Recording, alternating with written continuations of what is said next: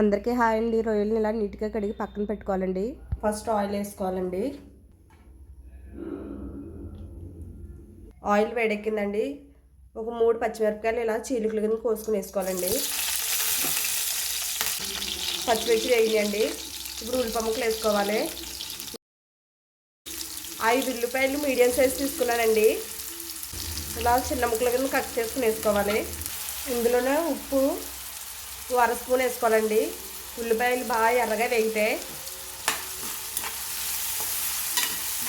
మూత పెట్టి లో ఫ్లేమ్లో 5 నిమిషాల పాటు వేగనివ్వాలండి.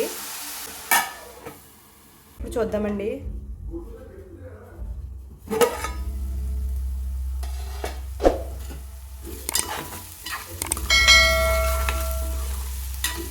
ఇప్పుడు ఇందులో 1 స్పూన్ అల్లం వెల్లుల్లి పేస్ట్ వేసుకోవాలండి.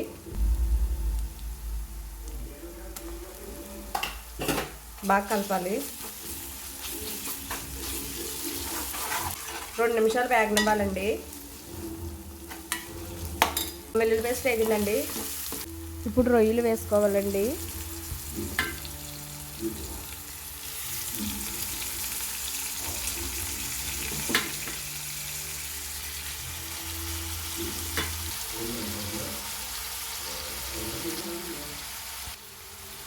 బాగా కలపాలండి. 2 నిమిషాల పాటు వేగనివ్వాలండి. ఇప్పుడు ఇందులోనే టమాటా వేసుకోవాలండి.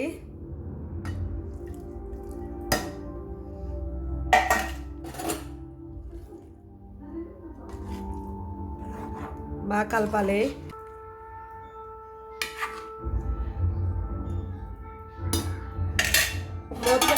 మూత పెట్టి 2 నిమిషాల పాటు ఉడకనివ్వాలండి. ఇప్పుడు చూద్దామండి. రొయ్యల్లో నుంచి ఎంత వాటర్ దిగిందో చూసారా?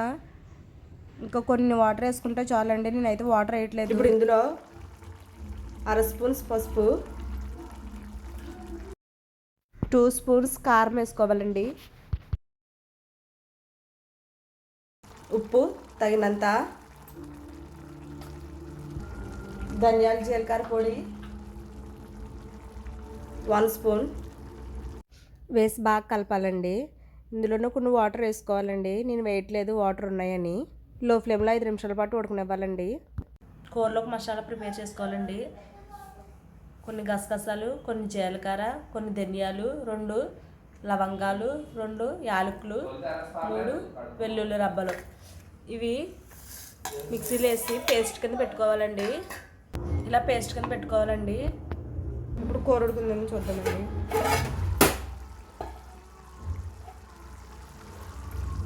ఇప్పుడు ఇందులో మిక్సీ పెట్టుకున్న పేస్ట్ వేసుకోవాలండి.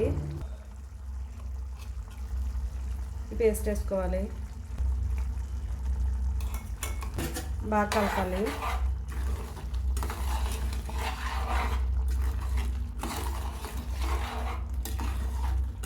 మూత పెట్టి 2 నిమిషాల పాటు లో ఫ్లేమ్లో ఉడకనివ్వాలండి. ఇప్పుడు చూద్దామండి. కూర దగ్గర పడిపోయింది. కొత్తిమీర చల్లుకోవడమే.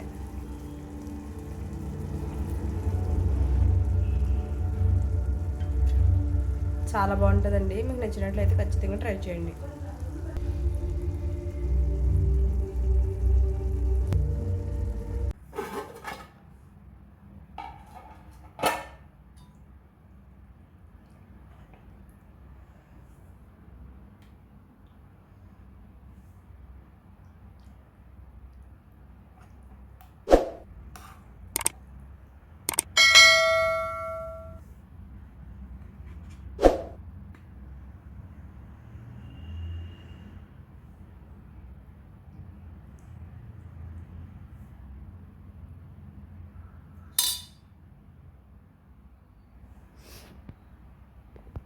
పచ్చి రొయ్యల కర్రీ చాలా బాగుంటుందండి. మీకు నచ్చినట్లయితే ఖచ్చితంగా ట్రై చేయండి.